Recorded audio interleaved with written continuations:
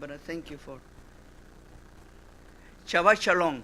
So this time we are going to be very short, but very special in this parsha is Vayera. And he appeared, appeared. This is the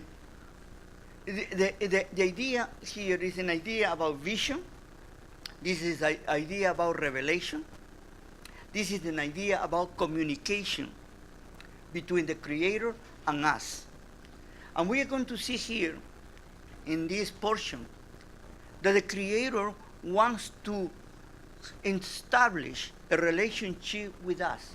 He is the one that comes to us, and then we establish a relationship.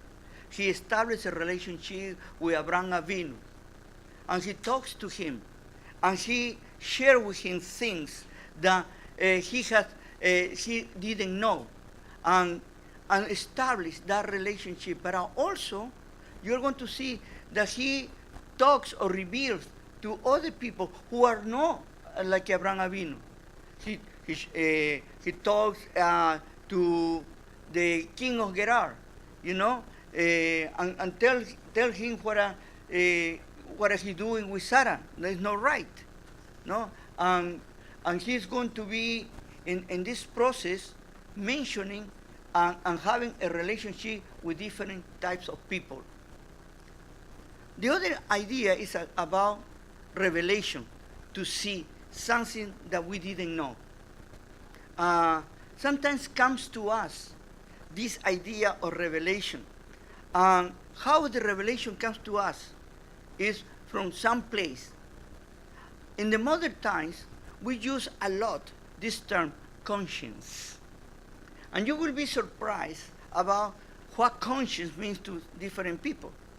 But one thing, those ones who we have conscience, when we do something that is not correct or is not right, bother us.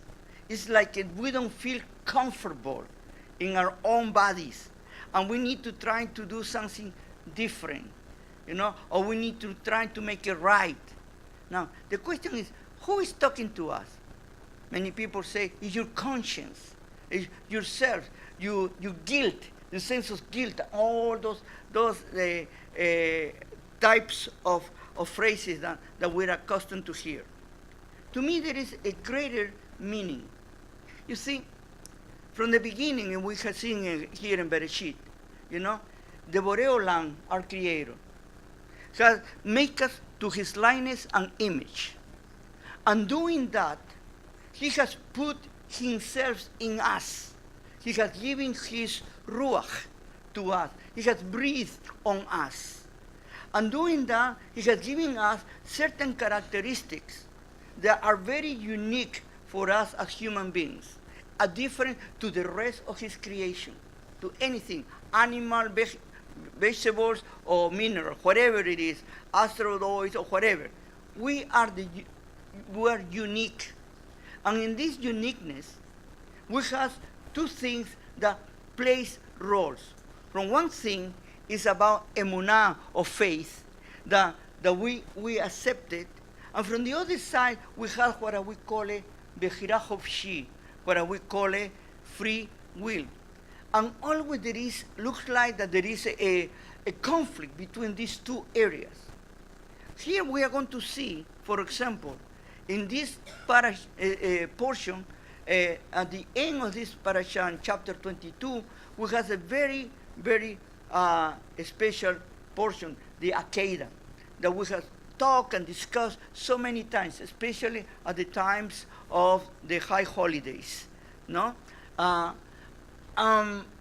the order of the binding of Isaac, and sometimes we miss the points of what is the instructions of the Torah for us, what the Creator is trying to reveal to us, what is trying to lead us, what is trying to teach us, what we can get from His Word. Not only the literal statements, but what He's trying to show us. And this is something that we need to, little by little, to discover in our own lives, in our relationship with the Creator. Do you know, especially all of you who are married and you have your spouse, you know, if I ask you, how well do you know your spouse? And you will be surprised that many people will say, oh, I know her pretty well. And the truth of the matter, they don't know the spouse at all, you know, because they think that they know. But to know another person takes time, no? And not only takes time, but it takes interchange, relationship, talking, communicating. When a couple doesn't communicate, the relationship ended.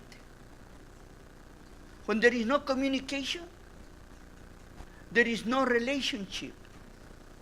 And what the Creator is talking to us, if we can see it in different perspectives and applying the principles of the Torah instead of trying to be dogmatic in any area.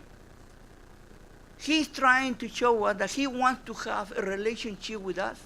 He wants to communicate with us, and He wants to walk with us. And He will listen to us.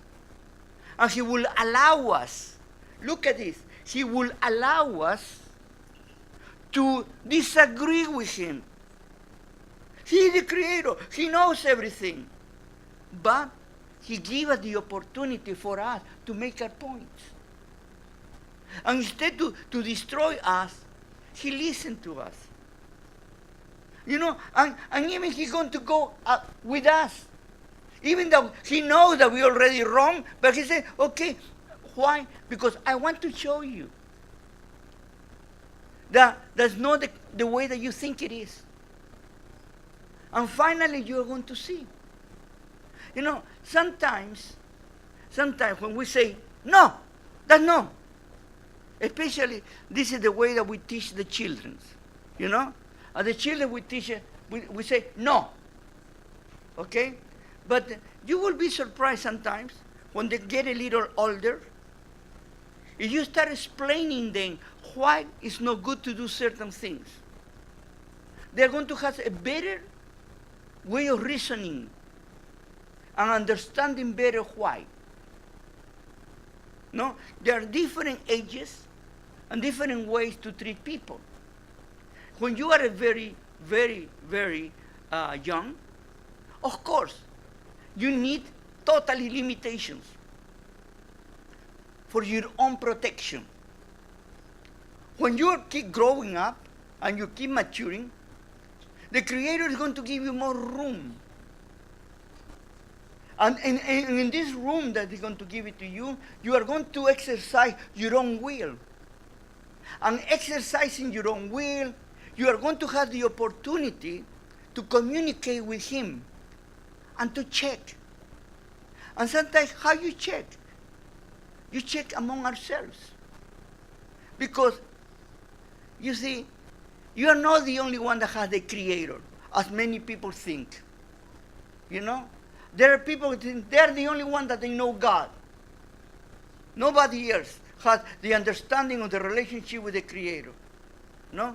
And you will be surprised that how many people can share things from the Creator. We have in the Torah that even a donkey can talk. No? And when it's necessary. No? Then we here, well, in this parasha, there are key words that you are going to examine and are going to give you as a word for you to research. The first one is to see, to appear.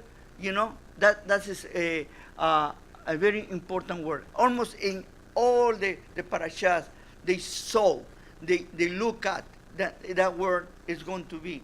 Even when the Lot's wife, she turned around and saw, you know, it's Abraham Avinu, he saw these 3 men. Then he saw the mountain. He saw the the lamb that was stuck there, he saw. The other word about that is repeated several times is the word to laugh. You're going to see that Sarah laughed. The name of her son is laughing when Ishmael was looked like that was molesting, was doing something against Isaac. What the word that is used is the derivative of laughing. He was making a mockery of him. Then that word, it is a part of this parasha. And the other word that very interesting that is there, hineni, and this is a beautiful word that means that I am ready. When the Creator talks, I am ready to answer to him. It is my desire for this community, for this group of people. We come from many different countries, different continents. We have many languages in this little room. And what is interesting is that we have a relationship with the Creator. And all of us, we want to serve him and to do what is right before his eyes. That is our desire. We want to help each other and to work together. And Yeshayahu Hanabi, the prophet Isaiah, when he said, and this is going to be my house that will be called a house of prayer for all the nations. It's interesting that what he's talking about here has also a little interesting place. Moriah, the place where supposedly they go up, is going to be called, but later on, with the word Jerusalem. That area, do you know that was called before Shalem? What Shalem means is being complete or peaceful, depending how you can use the word. And when our father Abraham saw the land there, when they say, and Isaac asked him, where is the Korban? And he said, the Lord will see. Or many people translated, the Lord will provide. Adonai Jireh. Okay, see to it. The Lord is all about seeing, by the way. That's the reason they're talking about seeing. And at the end, you know what? Shalem and Jireh, Jerusalem. Okay, and that is the mountain in which that was going to be building the big Midrash.